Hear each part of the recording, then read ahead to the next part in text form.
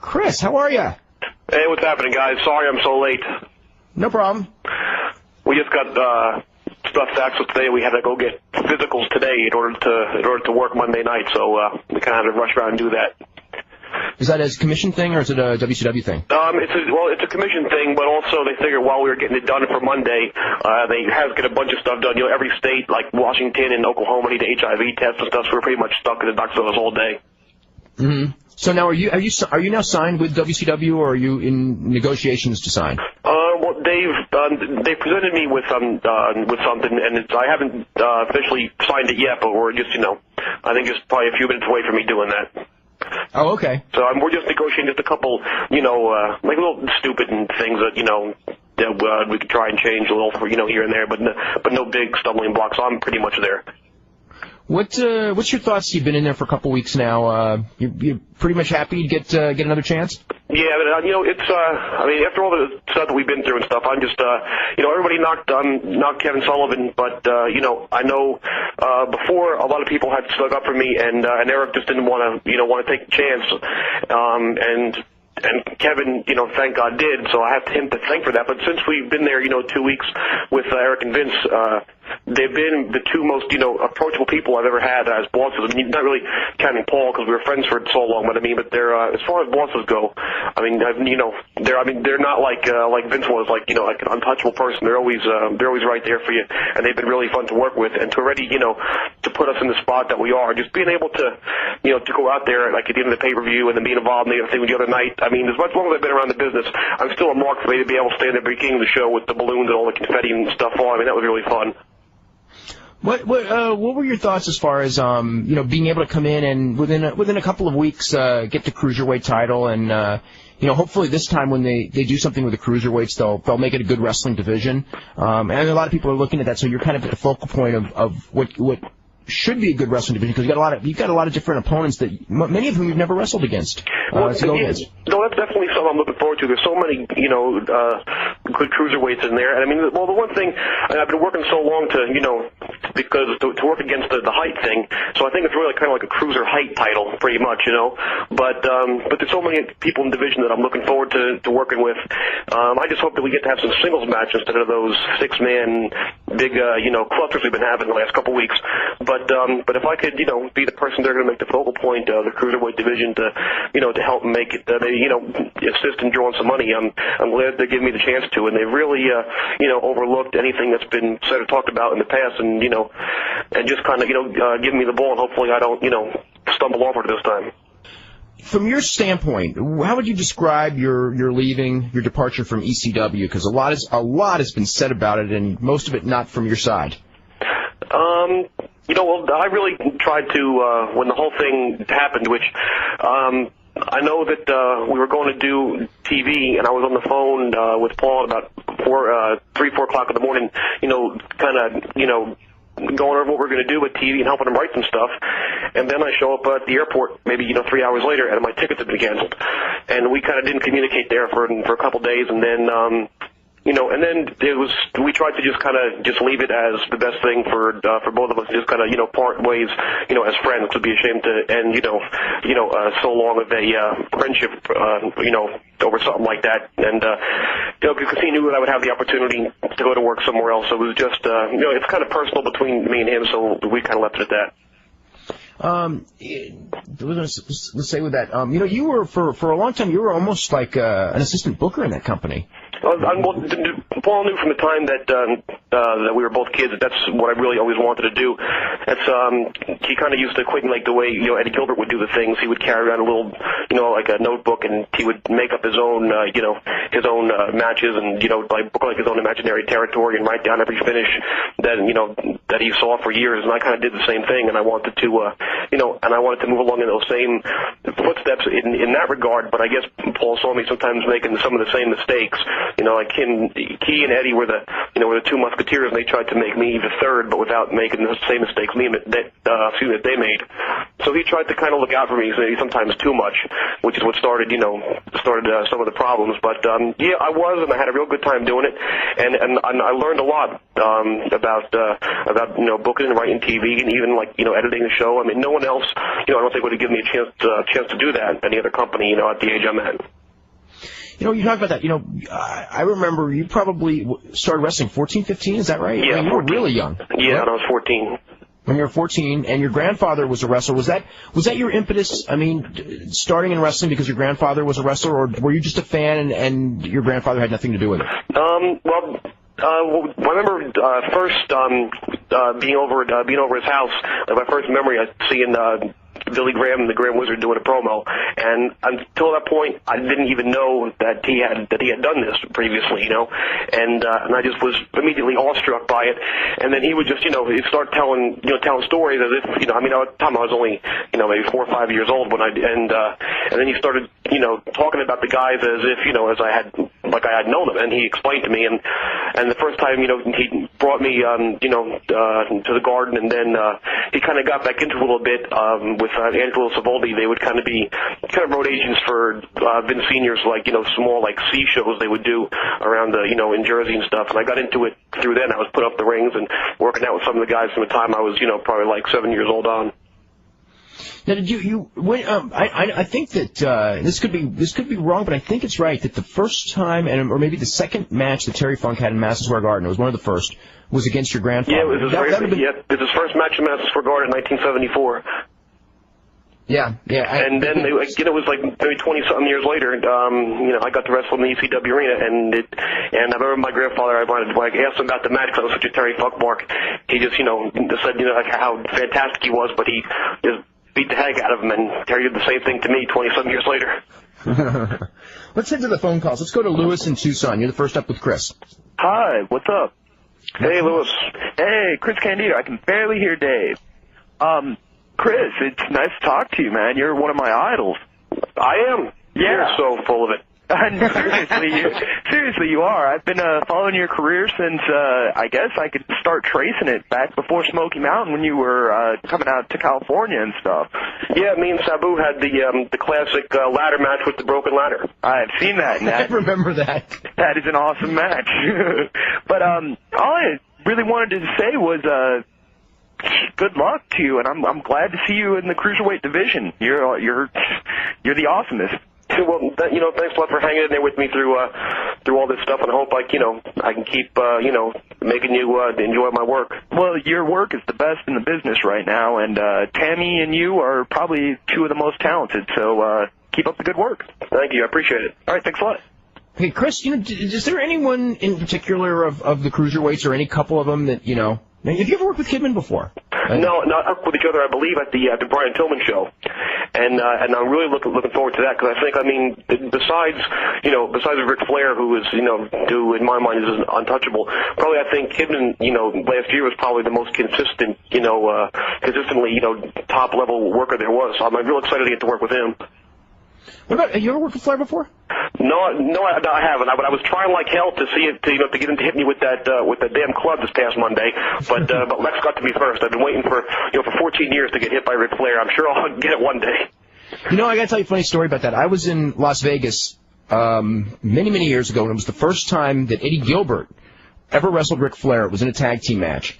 And afterwards, he was walking around the casino, and he came up to me, and he's got one of those crop top weightlifting shirts on, right? Mm-hmm. And he pulls it down to show me the red, from the chops. And he was so proud. He goes, "It's the first time I ever wrestled Ric Flair." And and he's just showing me the chop marks.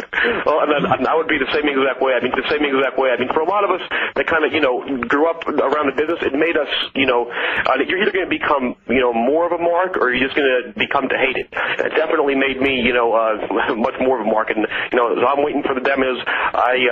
The first time I got to do anything against Terry Funk, Paul made me keep watching back the video of the TV. The handheld guy got me running down the aisle, and I was supposed to be pissed off, but you could tell I had the biggest gleam in my eye. I can't wait to get hit by Terry Funk, and then he just leveled me, and I just my eyes rolled back in my head, and I fell down. And I'm waiting for Flair to do the same thing. You know, there's something about you that very, very few people outside of the business are aware of. And I mean, I didn't even know this until a couple of the Smoky Mountain guys when you were working there told me about it. And that is that for your size, you were probably one of the stronger guys in the business, if not the strongest. They were telling me some of the lifts you could do, and I talked to you once about it. And, I mean, they were like the lifts that, you know, like maybe a Brian Adams can do or some, like, you know, huge guys that are really, really strong. I mean, are you still lifting that heavy, or have the injuries made you tone down a little? Yeah, I'm, you know, my elbows and my one rotator cuff is, like, completely gone, so I can't go as heavy anymore, but I still go, you know, I mean, a lot heavier than I should be able to from the looks of me, which kind of aggravates me. I would much rather be able to look like I can be that strong and not be than be as strong and not look like it. But yeah, I guess I've been stuck with that. Hopefully one day, you know, lifting that heavy will catch up to my size. Yeah, because I remember like when there was one time, you know, Doug Furness, who you know is not wrestling anymore, but Doug Furness was actually, when it comes to lifting, you know, one of the strongest guys who was ever in this business, but he was like your size, and like he would go in the ring and he couldn't play the power move, you know, the power thing, you know, like the strongman gimmick, because he was, you know, basically your size. It just wasn't believable with him. Yeah, even though, like, I remember, like, you know, like, guys, like, would rib him, you know, that were, like, probably couldn't lift 1/3 of what he could, but people thought they could, and they were able to get away with, you know, being powerhouses, and here he was with, you know, I mean, his legs were unbelievable, but since he was short and his upper body was while very muscular, it wasn't, you know, he wasn't gargantuan or nothing. It's actually very similar to you. Yeah, exactly. I mean, and then plus I would never, you know, like again back to Paul, he would get on my case about, you know, about stop worrying about how I looked, stop worrying about how much I lifted. When that to me is, you know, two separate things. I really don't. I mean, obviously I want to be in shape so I don't, you know, look like an idiot going out in front of those people and, you know, in tights. But I mean, you know, I want to lift a certain way because I enjoy that. It doesn't have really anything to do with my work. And I don't think, I mean, even if I had, you know, I would never be good at even trying to play, you know, the powerhouse guy, even if I was, you know, taller than I was, I enjoy, you know, just being a bumping heel, you know. I would never, to me, I would just be bored to death being a power guy. Let's go to Dave in Tucson. Dave, you're next up with Chris. Dave. Yes. Dave, are you there? I'm here. I barely yes. hear you. Okay. I can't hear you at all, actually. Well, you know what, Dave, he's there. You want to translate through me? Actually, I think I can hear you now. Okay, scream. Well, we can all hear. Wait, what did you think? I was watching some Raws leading up to WrestleMania 14. What did you think of those Shawn Michaels interviews leading up to that show, that big Austin match against Michaels? Oh, Shawn Michaels' interviews leading up to the Boston match? Yeah. I mean, I remember I loved the hype for that WrestleMania. Yeah. You know, the one with Tyson. I just thought that hype job, that was really, to me, the period that, I mean, Steve Austin was already a star, but to me, that was the period that made him just like the total, you know, biggest star in the industry. Is there something particular you're talking about there, Tucson, Dave? Yeah. I was watching the Raw where Steve Austin and Mike Tyson had that confrontation. Yeah. And I just thought that. Oh, the one in Fresno, the very first one. Yeah. That was awesome. The day after the Royal Rumble. Right. That was awesome. Did you see that angle they did where Shawn Michaels was dressed as the Undertaker? And, like, went up from the rafters? I don't remember that specifically. Right. Did he go down to the ring and then take off the Taker hat and stuff? Did he do that, or am I? He takes off the Undertaker's costume, and then the music mixes from the Undertaker's music, DX music. Yeah, I kind of remember that. I just thought that angle was just so brilliant. They did a lot. That whole build-up where they made Tyson and DX and then he turned at the end and everything. That was I really like the angle where Mike Tyson joined DX. Yeah, that whole thing was really well done. Yeah, I was actually thinking about calling up that WCW Live where Hogan was on and bringing up the E-True Hollywood story and seeing what he had to say. Well, I'm sure he liked it. He commissioned it. I remember he was saying something that Andre the Giant was near death after WrestleMania 3. Well, he definitely was in fantastic shape. What? Vince McMahon said something like that he thought he was going to die, except he saved his life by giving him the program. Yeah. I was going to say, like, on the A&E special, you said Andre was near death at WrestleMania 3 and died a short time later. Would you consider 6 years to be a short time later? They did say that. I was going to say, hey, Hogan, keep up the good work. The ratings are fine and the matches are awesome. And then as soon as Ryder would start talking and say, hey, wait a minute, isn't this WWF Fight this? Sorry, wrong show. Yeah. God, I don't think I'm ever going to listen to that show again after hearing. I thought I haven't listened to that show forever. Well, no. I tuned in that show, the one after Sid or Tank Abbott tapped out Sid to hear what they would say, hear what their excuse would be for that. Sid tapped out Tank Abbott. I remember that, unfortunately. No, Tank Abbott tapped out Sid. Tank Abbott tapped out, but Sid tapped out Tank Abbott would be the correct terminology. No, I just wanted to hear how Bob Ryder would make an excuse out of that. And I remember them saying like Goldberg and Tank Abbott would still be a huge money match. Well, I can give the excuse for it right now. It's freaking fake, for Christ's sakes. Just sit back and enjoy it. I learned that in this, in the time off I had just now between ECW and WCW, just working independent and stuff. I mean, you should take your job seriously at all times. I mean, you should want to go to work, which number one, a lot of guys should want to do is want to actually go to work, but and try and work hard. But for Christ's sakes, people try to analyze stuff too much. I mean, if someone, to grab my arm and try to throw me across the ring, if I get rematch, I'm not going to bounce back. Yeah, there's no basis for a rematch. His first match against a name opponent, he taps out. There's no reason for a rematch. Well, probably most people don't remember that. So thanks for reminding us. I would think that the .11 people of the audience are hardcore WCW fans who probably would remember that. Well, actually, that I thought that was a pretty dumb thing to do with Tank Abbott, but. Well, like for one thing, I'm not even sure if that would even work at this point. Like when UFC was hot 3 years ago, to me, Tank Abbott just comes off as a bigger version of Jim the Anvil Neidhart. That's the way he comes off to me. It depends on how he's portrayed. I always thought that Tank Abbott could be done in a certain way where he'd be effective in small doses, never in big doses because he doesn't have the experience wrestling. Do you remember last year? I remember they brought him that angle with the Steiners. But that was terrible. I thought. I actually thought that leading up to that cage match, they did a really good job, and then they totally screwed up in that cage match. Oh, in the cage. Okay, when he first came out, I'm talking about that whole angle because the whole deal with Abbott is that you've got to get over his punch, which they did do. I mean, like after a while, after kind of false starting him 3 or 4 times, they did do that. But again, it was one of those things where he still needs to knock out a Sting or a Luger or something like that because people, they just, they haven't taken to the next level. But at this point, if he knocks out a Stinger, and then with Sid, when he was in the spot to do it, I don't know, it was just, it could have been worse, but it was bad. At this point, though, if he knocked out a Stinger or a Luger, that might lose Sting's what credibility Sting has left, though. I'm not sure if people want to do that at this point. Well, but, there's nothing, I don't think that if you're looking at it like this, I don't think there's anything wrong with anybody getting sucker punched. If the guy's gimmick is that he's a hard puncher, and he is, for real, and then some people know that, if you hit him from behind and they just stay there and lay out and they go, oh my God, it's a hard punch, but at the same time you go, but he suckered him, it wasn't face to face, it's heel heat. And you could do it to a top guy, That's how I would look at it. Are you going to be at the Pillman Memorial Show? I'm not sure. Al, am I going to be at the Pillman Memorial Show? Is Al there? Come in there. Al. What? Yeah, I know. No one's answering my question. What was the question? Sure, Dan. Come on, let's go there. That Mick Foley is going to be there. Am I going to be at the Pillman Memorial Show? Yes, you will, as long as we get the approval, and I don't see why not. But no, it looks almost 100%. Are you planning on making it? So it says almost 100%. Yeah, I really want to go.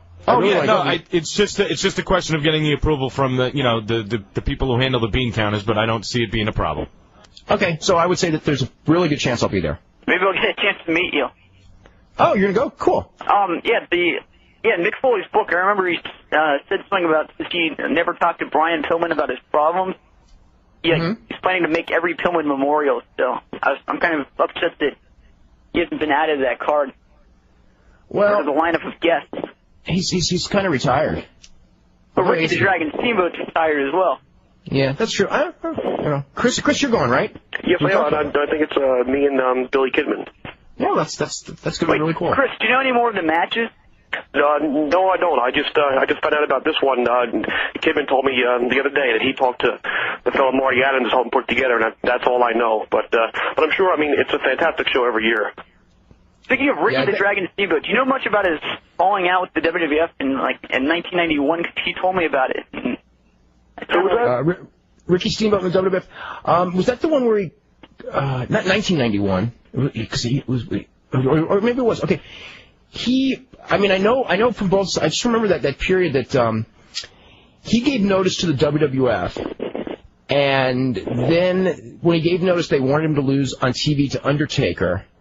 And is that right? Yeah, in fact, that's right, yeah. And he refused, and there was a lot of heat about that, but he'd already given his notice, and he was going to go to WCW.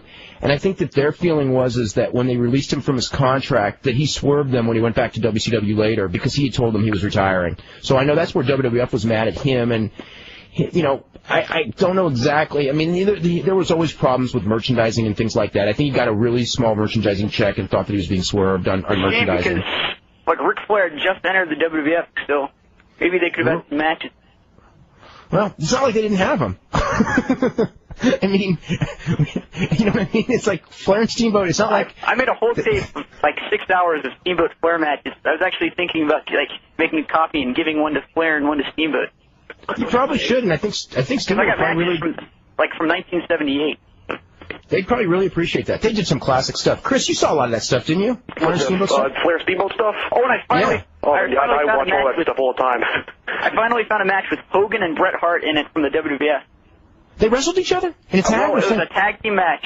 Hulk Hogan and Billy Jack Haynes against the Hart Foundation and Danny Davis. Oh, like on a TV or something? Wow. It's on a video. Oh, wow. Wow. That's interesting. Time for our WWF Daily Trivia, brought to you by RC Edge. The first two people to respond correctly via email at DaveMeltzer@IATA.com will win a poster of a WWF superstar, courtesy of RC Edge. Here's today's question. Who was the first wrestler to beat Hulk Hogan in Madison Square Garden?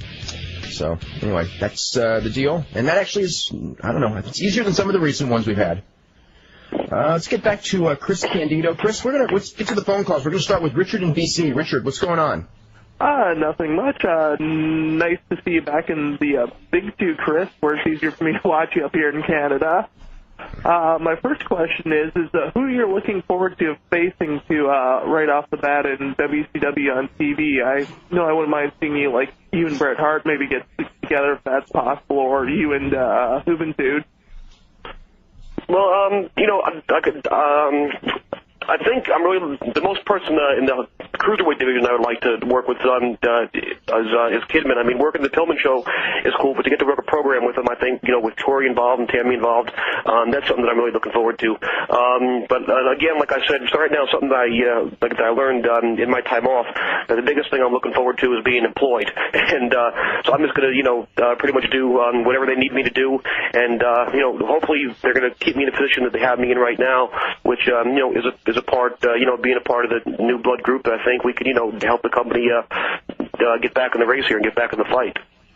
Yeah, it'd be nice with you in there, too. I could see them, finally putting in some angles for the cruiser division, which was what was lacking to take it to the next level.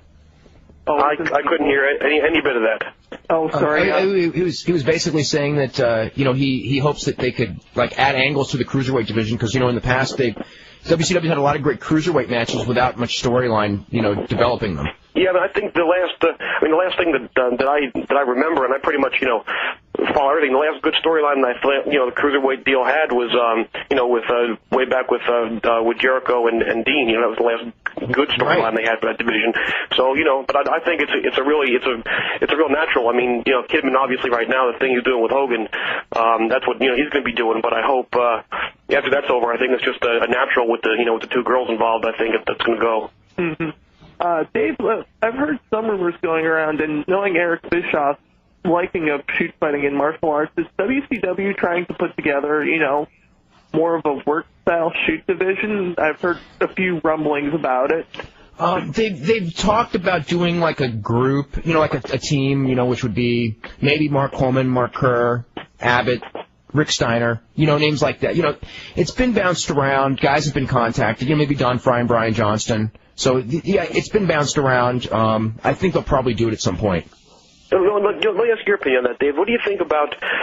I think the way they're using Tank and stuff, is good. But you bring too many of those guys and say, it's like, this is a, shoot style match. Does that make the rest of us a work style match? I think it somehow, loses credibility, to the rest of us when we're out there, taking punches and selling and feeding, as opposed to, this other guy who's, knocking us out. Well, I think that if you have too many, the whole deal to me of using any of those guys is just the uniqueness of a different character, and to keep them, not from doing like a lot of work matches, but keep sort of like this weird mystique of, well, these guys aren't workers. You don't say it, but you imply it, right. And that's fine. But when you have a whole group and there's 6 or 7 of them all out there doing work matches not well, I think it defeats its purpose to me. I don't know. You're probably going to end up being, theoretically, because you're one of the better workers, in there with a lot of those guys to make them if that was, the case. What are your thoughts about it? Because basically they're green workers who are powerful guys. Well, that's, I remember, when Mark Henry first came in, it was even before the Olympics, he came into the Garden to do a little thing, and that's during Bill Watts' short tenure there, and and he wanted me to go out and bump around for him, but he pulled me aside, and he was like, in Bill Watts' type of colorful language that he would use to describe Mark Henry, which I'm obviously not going to repeat, that the guy didn't know that it was a work or anything yet, and oh God, so that really just turned into a mess. And I was for a shoot trying to get the hell out of there as quick as I can, but you have I don't know, I think too many of those guys. I'd be glad to, if I had the opportunity to work with some of them, like obviously, Ken Shamrock became a pretty good worker, but like I said, you have too many of those guys out there, and some of them I think maybe believe in their stuff. Because it is so legit, but they, just want to prove that they're tough. None of us, on our side of the thing, none of us doubt that they're tough, and I don't think any of us actually think that we're tough. You know what I mean? We just want to go out there and do our job, make it to the next town. Hey, Dave, out of the shoot fight guys that are out there right now, who do you think would be the best ready to go for a pro wrestling role, if you could just pick one? Of the guys that are competing in shoot fighting today? That haven't done, big-time pro wrestling in the big 3. Okay, see, to answer that in the ring is absolutely impossible, because the answer is, who would be the quickest to adapt? And there's no way of knowing if they haven't done it. With Shamrock, what Shamrock went from pro wrestling to shoot fighting back to pro wrestling, so he had a background and he kind of understood what needed to be done. He was kind of green as a worker, but also he picked things up well. So he did real well. As far as the other guys, if they were to pick it up quick, it's just a question of who picks it up quick. As far as talking ability goes, Frank Shamrock to me on UFC is the best talker. Well, we almost had Frank Shamrock there in ECW. Right. We met him out in the firehouse in LA, and I talked to him, and we flew him in for a pay-per-view and stuff. But we had it all set up for a meeting with Paul. But in usual Paul Heyman fashion, somehow we let him kind of slip through our fingers. Yeah, that's right. I remember he went to New Orleans. Yeah. Yeah. Anything else? No, that's all. Thanks for your time, and good luck in WCW. Thanks a lot. Hoping to see some great matches out of you and Kidman and whoever else down the road. Thank you. Okay, anything bye. as far as Chris? Anything as far as with interested in wrestling Rey Mysterio Jr.? Oh, definitely, yeah. Do you even know what his what it looks like he's going to be able to come back to work? Because he hasn't even been at any of the TVs in the back yet, as far as I've been there.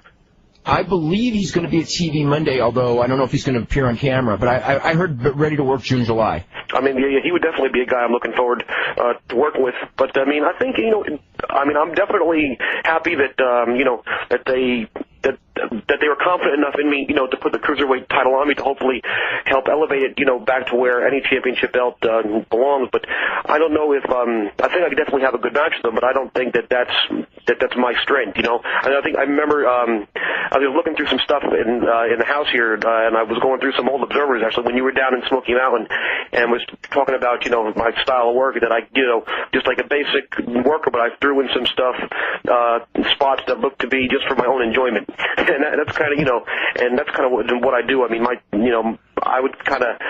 I think my whole idea of that match would be to try and keep, Ray down and try and wrestle him and let him get, a couple of his moves in, every now and then as little hope spots to make everything he does mean a little bit more than just going through him, at a million miles an hour and have them just be meaningless when actually, everything he does is so fantastic. We could, the stuff he does in one match, we could probably, break it up and make 6 matches out of it.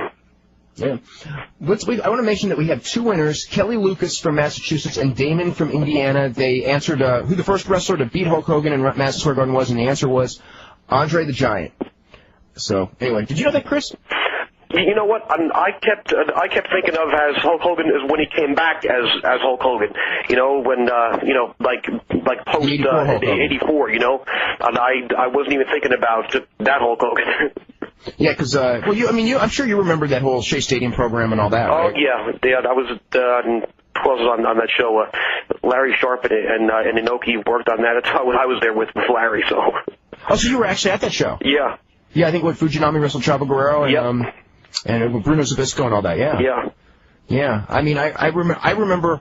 God, where did we see that thing? That was they put it on Georgia Wrestling, because I was wondering, because I knew about, and I actually was getting, I think I was taking videos by then of the New York Wrestling? I don't remember, but I remember that there was a Saturday afternoon, and we saw the Hogan body slam of Andre, which set up the Shea Stadium match. And this is 1980, I believe. It's definitely 1980. Yeah, the WWF stuff back then, looking back at some, on some garden shows, they used to bring in, some guys like when Dynamite Kid, Tiger Mask worked, and Fujinami came in a couple times. I mean, there was a lot of good shows there, and a lot of you would show up and not even, you wouldn't even know anything was going on besides who Backlund or Morales was working against, and then you would find out all the other guys were there. There were some fantastic cards. Yeah, I mean they must have at that same period of time brought Hogan and Andre down to wrestle at the Omni, because I remember I just remember I was going to driving school one day, believe it or not. So must have gotten a ticket or something for something stupid, and that afternoon or the day before, they must have shown the Hogan Andre angle, because I'm here at driving school, right, and people are coming up to me and they're just going like, oh, my God, because at that point, I don't think anyone had ever, on our TV in California, seen Andre get slammed. I mean, it happened a couple of times before, but they're going like, and of course, nobody knew Hogan yet, because we never got the New York TV, but we got the Atlanta TV on cable. And so, who's this giant blonde guy who no one had ever seen before, and he just slammed Andre? It was like a pretty big buzz at the time. Yeah, I mean that Georgia TV. I mean, I remember when that first came in, up north here, and that was a big deal. Saturday night, I didn't move from 6:05 to 8:05. I was glued to that show. That was some fantastic stuff. You went to Freebirds and all that stuff that period? Oh yeah, well I stole my Michael Hayes dance from. Yeah, that was when I remember watching that stuff with when the Freebirds first showed up. It was like.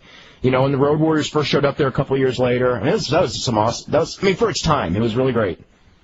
Well, I think even going back on it now, there's nothing really besides exposing. If that's even a good word to use anymore, I don't know. But if they're doing these, like these shoot type insider angles, there's nothing really new to do anymore. I think we can go back and look at some stuff that was done there and some stuff that was done in Memphis, and you could really probably rehash some of those storylines. Just would put a little new twist on it. I think that stuff can still draw money, unless I'm wrong and had I not gotten this chance, I would still be in Smoky Mountain had it had to go. But I thought we still had a chance there.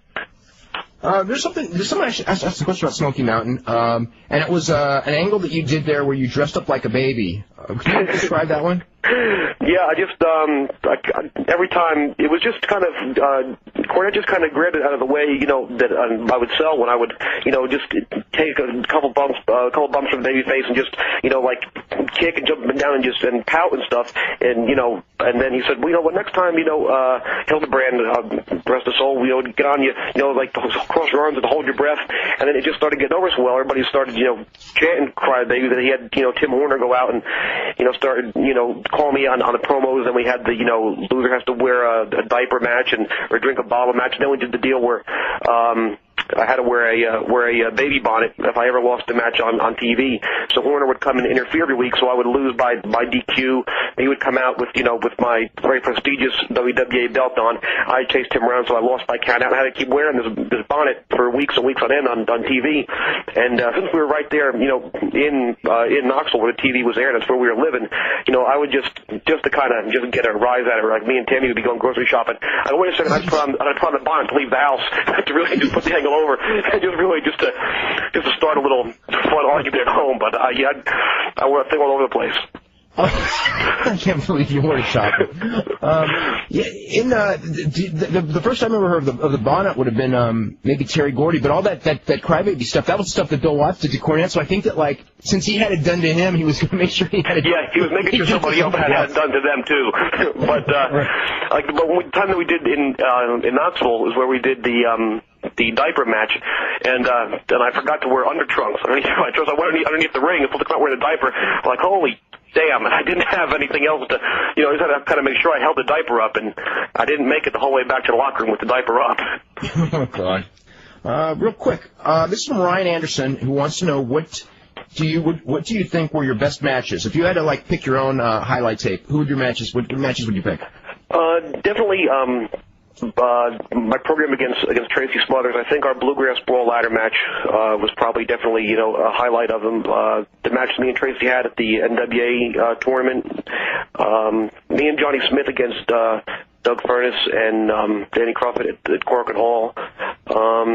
There was nothing I had that was overly memorable as far as being a good match in WWF. Unfortunately, I think I made the best out of what I had to do while I was there. But I think that was probably some of my best stuff. Actually, I had a good match there with Al Snow, a dark match when he was doing the Avatar thing that I thought was a great match. And then we got to work a bit when we were doing those 4-team tag things.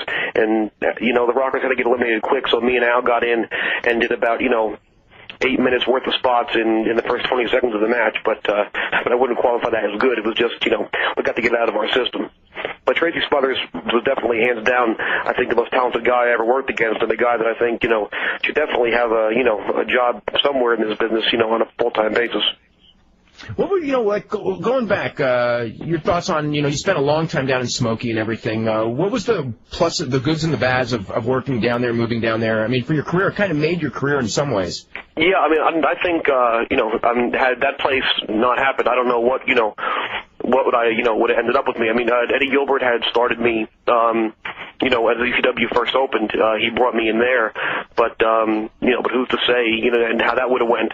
But that definitely is what made my career. And after I was done working the program with Tim Horner, Cornette knew he wanted to keep me, but didn't know anything to do with me. And and Tracy stepped up and he offered to work with me and offered to put me over, in order to get the angle started. So that was definitely, I mean, had I not been there, I don't know if where I would have ended up. And living down there, if I had my way, if I was the boss of the household, we would have still been living down there. But as you see, I'm not.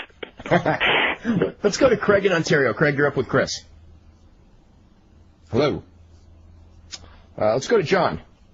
You got to go quick. Anybody? Hello. Anyway. All right. Let's go to, where is everybody? What's going on here? Let's see. Is anybody here? I'm here. Chris. Is Chris there? Yeah, I'm here. Who are you? My name's Craig. How are you doing? Craig, how are you? Oh, Craig, we finally got you. I have 3 things to ask you. Okay. In '96 at SummerSlam, you had that neck brace. What happened? That was when, in August, Smoking Guns were doing their finish move where Bart would hold you like in a side slam and Billy would come off the top with the leg drop. Me and Al had been, I guess, for like 20 days in a row, been doing that tiger full Nelson suplex on the road, and laying on top of my head for like 20 days in a row. And then that last day of the tour, I was with Bart, and I was slipping off his back and couldn't hold him. By the time Billy, got up to the top and jumped off, my head was only about a foot or two off the mat, and Bart was just kind of holding my ass up in the air, and they bent me totally in half, and I fractured my C5 and C6. And I was in in a hard collar neck brace, having to lay flat at home, but I lied to the office because I didn't want to miss the pay-per-view, and I wasn't supposed to take that soft neck brace off, and they thought that I was just wearing it, for protection. I'd be able to go to the ring without it and work, because I had kind of told him how bad the injury was, and I was walking out to the ring, and I think it was JR covered up his mic, and what are you doing with that on? And I have a broken neck. Where? He said, don't you dare tag in. And so we had to get rid of Tom got pinned real quick, and we got ourselves out of there, and then I got kind of in trouble. My other question is, my friend Greg and I, we argue over this. He says you and Tammy aren't married, and I say you are. Well, because I keep hearing rumors on the internet saying you said that you are. I get asked that all the time, and I don't even know the answer. Well, in New Jersey, if you have cohabitated for more than 7 years, you're common law married. And we had a ceremony in the Cayman Islands, I guess, I don't know, maybe 4 years ago, where we just, but it was like with a crazy Cayman witch doctor guy that I think might have been legal just on like that spot of sand we were on. But we have, as far as, we're concerned, we're married, and coming up in June will be 10 years. And she moved with me to Memphis only about, just a couple months after we knew each other. So we've been together every minute of the damn day for the last 10 years. So we're pretty much married more than anybody else in the world is married. Although not legally, I don't think. Well, in Jersey, we're, common law married, so I get half of all our stuff. So you're like the only one in wrestling who's not sure if you're married or not. Well, well, I mean, in my mind, I am, Okay. I have a dream match that I've always wanted to see. You and Jeff Jarrett. We worked a couple times. I don't know. I just always wanted to see those two. We worked a couple times when we were in Memphis when he was he was a babyface, and actually once on TV, me and some masked guy that was like janitor at Channel 5 worked against him and Robert Fuller, and he was definitely he was great to work with, but I think we would only have a good match with him being the babyface, because as a heel, I think we kind of have a lot of the somewhat of the same style, but he's definitely a guy that I would like to work with again. When you were in Smoky Mountain, did you ever wrestle Jericho and Lance in a tag match or ever separately? Yeah, I wrestled, I think as a team, me and Brian Lee wrestled Chris and Lance, maybe just only a handful of times. A lot of times Chris was gone to either Mexico or Japan or something like that. But I would, but we wrestled, a handful of times, maybe like 15 times. But I wrestled Lance down there a load of times, and of course in ECW we've been in there together a load of times. We pretty much have our routine work out. We opened up with we always open with the Flair Steamboat from Nashville, chop around the ring opening. That's our little thing. So we've been together there enough times. If I can ever find any tapes, and I am looking for tapes of Smoky Mountain. Of wrestling each other in Smoky Mountain? Of any matches of yours that you think are good, which one should I buy if I can ever find any tapes? Yeah, they pretty much all sucked. Tracy Smothers ladder match, which we actually just talked about. That one stood up to me. It was Blue Glass Brawl, and they showed it on TV probably the next week in like highlight form. And we also had a ladder match on TV too. It was the week that the Thrill Seekers made their first actual TV match debut. And me and Tracy were having so much fun working with each other that after Lance and Chris had worked, they had kept banging the pole, so the check on the string was hanging like about the third rung on the ladder, and we just kept doing spots around it because it didn't, we just kind of stood on our tiptoes and grabbed the envelope. But we had a blast with that one too. But me and Lance had a couple singles matches on TV that were really good, and I think me and Boo or Balls, where we had a couple of real good ones too. Okay, we gotta go because we gotta get to Adrian in Australia. Adrian, you're next up. Hi, Chris. Adrian calling from Sydney, Australia here. I just want to congratulate you on signing with WCW. Thank you very much, man. How you guys doing? Very well. Dave, we had Chris down here in Sydney last year for some shows, and he put on some absolutely fabulous matches. I'm not sure if you heard, but probably the best match I've ever seen him in was the match he had in Melbourne with Taboo. I don't think I've ever seen a match on tape of Chris that was as good as that one. I was just wondering how you feel about working in the cruiserweights now compared to, I think your style's more conducive to the heavyweight style. Yeah, I really think it is too. But but again, I guess it's it's a spot that they saw that they can still use me as a cruiserweight. I could still work that style, if it's called for. But I think Kevin Nash kind of had the idea when he was booking kind of like a cruiserweight bully type of guy, who would try and kind of like ground those guys. And like I said before about the stereo, let him get some of this stuff in, and so we'll just get even get more of a reaction, when he would get those hot moves in.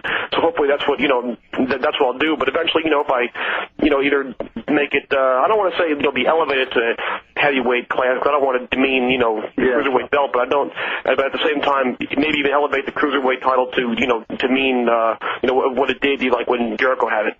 Yeah, I think your one flaw is probably the fact that you've always been too unselfish in the ring. I mean, you try and you do a fantastic job of making everyone else look good, but you sometimes do it at your own expense. And I've been told that a lot too. Like Tammy will tell me too. A lot of times at ringside, she'll look at me like, "What are you doing that for?" But that's just I don't know, that's just the kind of way that I was raised in the business. I know, like, the most recent in ECW just before I left, and I pretty much knew I was on my way out, and I was supposed to take the fall, but, I was supposed to win the match. But they wanted Rhino to get beat, but I offered to take to get beat instead, because at the time we were building Rhino so heavy that it would really hurt him, his credibility at that point, to get beat. And I just thought that that I can keep myself over just by by being me. I always I idolized Jerry Lawler a lot too, and and the King could 1 week lose to some idiot he would bring in with a damn monster mask on, and the next week still draw if he had to. And I hope to one day be able to attain that status. That's why I've always tried to work. How are you finding it going back on the road again after having so much time off? Well, for the time that I was actually, I guess, officially unemployed, I was probably working more than I ever have in my life. I was taking in indie shots in L.A. and then one in Ontario, and then back for some other guy in Vegas. I mean, I built up a lot more freaking flyer miles being unemployed than I ever did when I was actually working. Just the money. We'd love to have you back here someday too, Chris. I'd love to get back there, man. I had a great time out there. Yeah, awesome. Glad. Okay, well, I'll let you get back to the next caller. Okay, thanks a bunch, Adrian. Okay, thanks a lot, Chris. Bye. Take it easy. How was XPW on Saturday? Oh man, and we really I think we had a fantastic show. We were going to curtain off the building, for about like 3,000 people, but we just kind of just like blacked it out with the lights, and I think we had right around that number, and I think that we gave the people a really good show. The guy that runs the place has been really, open to. He brought myself and Shane in. Usually we come in, a little bit early, and we've been helping him write the TV. We have some decent stories going right now, and I think in the match I had with Shane, he had to change his flight to an earlier flight. There was no room on the red eye we were at, like at 1:30, and he had to get to the airport by 10:30. So we had to run in there, and all we knew was just double knockout. Here comes Sabu, and that's all we knew. And to go in the ring, and pretty much me and Shane had never really worked against each other. All I did was that one spot on TV where I punched him in the eye a million times trying to bust him open.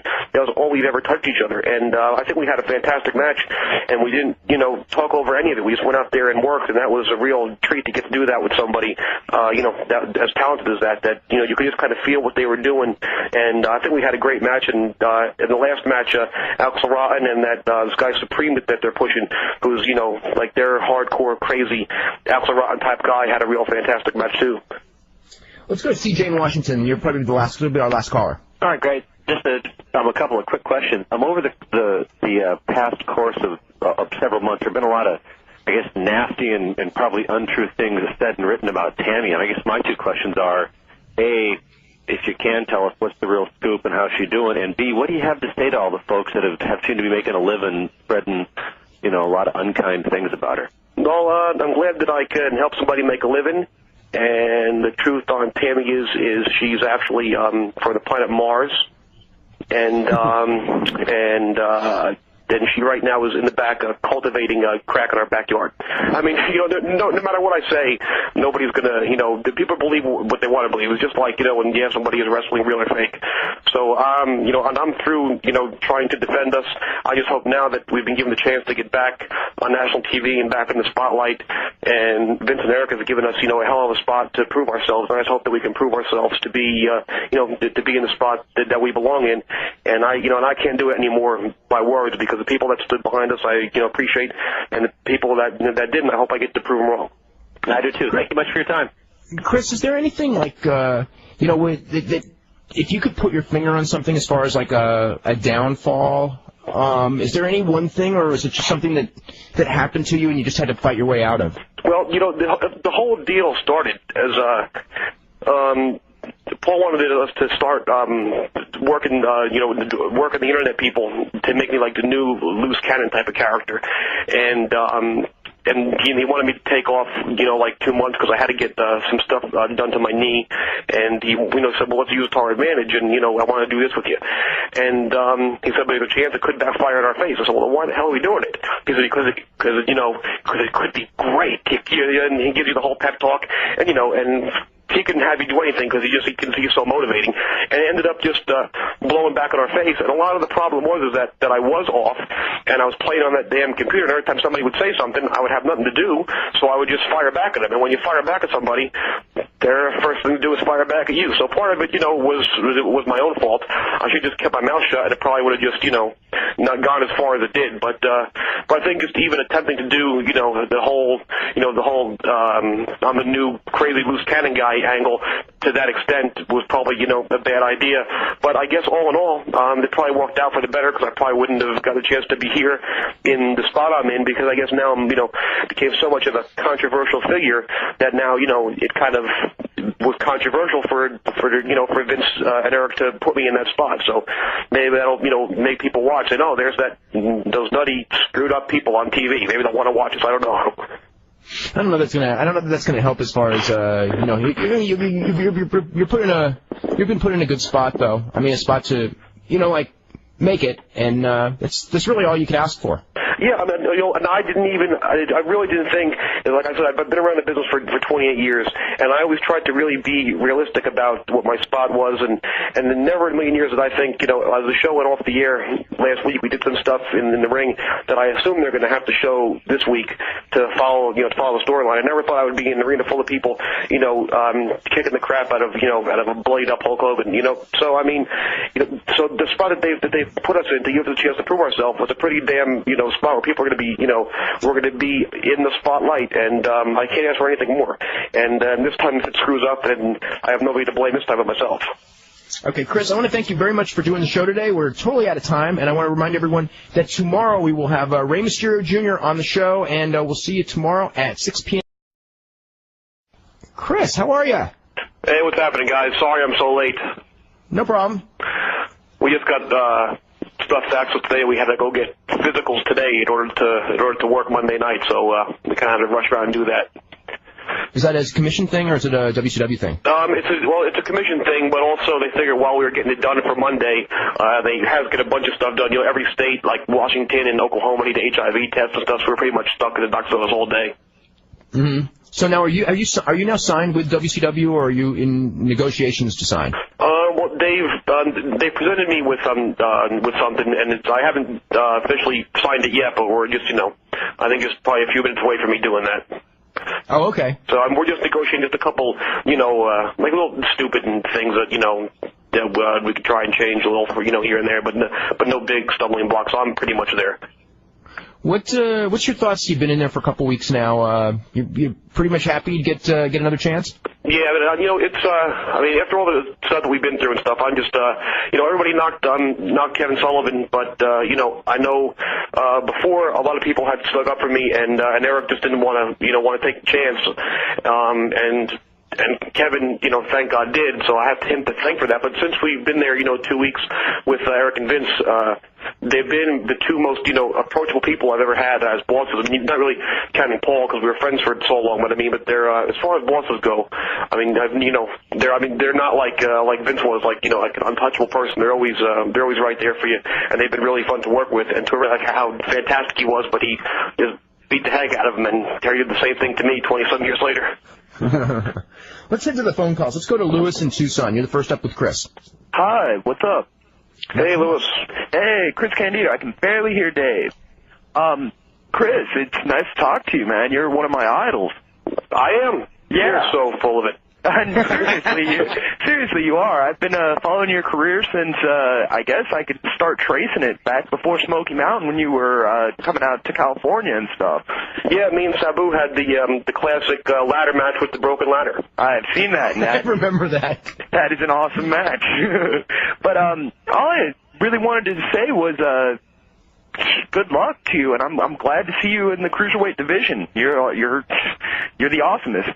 Well, thanks a lot for hanging in there with me through all this stuff, and I hope I can keep making you enjoy my work. Well, your work is the best in the business right now, and Tammy and you are probably two of the most talented. So keep up the good work. Thank you, I appreciate it. All right, thanks a lot. Hey, Chris, is there anyone in particular of the cruiserweights or any couple of them that Now, have you ever worked with Kidman before? No, not with each other. I believe at the Brian Tillman show, and I'm really looking forward to that because I think besides Ric Flair, who is who in my mind is untouchable, probably I think Kidman last year was probably the most consistent consistently top level worker there was. So I'm real excited to get to work with him. What about, have you ever worked with Flair before? No, I haven't. But I was trying like hell to see any other company at the age I'm at. You talk about that. I remember you probably started wrestling 14, 15. Is that right? Yeah, you were really young. Yeah, when I was 14. When you were 14, and your grandfather was a wrestler. Was that your impetus? I mean, starting in wrestling because your grandfather was a wrestler, or were you just a fan and your grandfather had nothing to do with it? Well, I remember first being over at his house. My first memory of seeing Billy Graham and the Grand Wizard doing a promo, and until that point, I didn't even know that he had done this previously, and I just was immediately awestruck by it. And then he would just, he'd start telling stories as if, at the time I was only, maybe 4 or 5 years old when and then he started, talking about the guys as if, as I had known them, and he explained to me, and the first time, he brought me, to the Garden, and then he kind of got back into it a little bit with Angelo Savoldi. They would kind of road agents for Vince Senior's, small, C shows they would do around, in Jersey and stuff. And I got into it through then. I was put up the rings and working out with some of the guys from the time I was, probably 7 years old on. Now, did I think that this could be wrong, but I think it's right that the first time, or maybe the second match that Terry Funk had in Madison Square Garden, it was one of the first, was against your grandfather. Yeah, it was his first match in Madison Square Garden in 1974. Yeah. And then it was maybe 20-something years later. I got to wrestle in the ECW arena, and I remember my grandfather. I asked him about the match because I was such a Terry Funk mark. He just said, ready, to put us in the spot that we are. Just being able to, to go out there at the end of the pay-per-view and then being involved in the other thing the other night. I mean, as much long as I've been around the business, I'm still a mark for me to be able to stand there at the beginning of the show with the balloons and all the confetti and stuff on. I mean, that was really fun. What were your thoughts as far as being able to come in and within a couple of weeks get the cruiserweight title, and hopefully this time when they do something with the cruiserweights they'll make it a good wrestling division, and a lot of people are looking at that, so you're kind of at the focal point of what should be a good wrestling division because you've got a lot of different opponents that many of whom you've never wrestled against. No, that's definitely something I'm looking forward to. There's so many good cruiserweights in there, and the one thing I've been working so long to work against the height thing, so I think it's really kind of like a cruiser height title, pretty much, But there's so many people in the division that I'm looking forward to working with. I just hope that we get to have some singles matches instead of those 6-man big clusters we've been having the last couple weeks. But if I could be the person they're going to make the focal point of the cruiserweight division to help make it assist in drawing some money, I'm glad they're giving me the chance to, and they've really overlooked anything that's been said or talked about in the past, and just kind of giving me the ball, and hopefully I don't stumble over it this time. from your standpoint, how would you describe your leaving, your departure from ECW? Because a lot has been said about it, and most of it not from your side. Well, I really tried to, when the whole thing happened, which I know that we were going to do TV, and I was on the phone with Paul at about 3, 4 o'clock in the morning, kind of, going over what we're going to do with TV and helping him write some stuff. And then I show up at the airport maybe, 3 hours later, and my tickets have been canceled.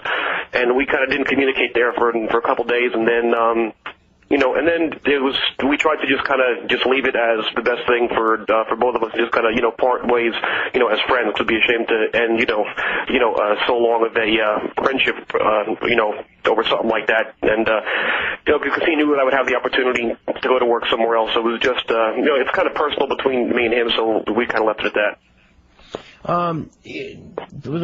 Let's say with that, you were for a long time, you were almost like an assistant booker in that company.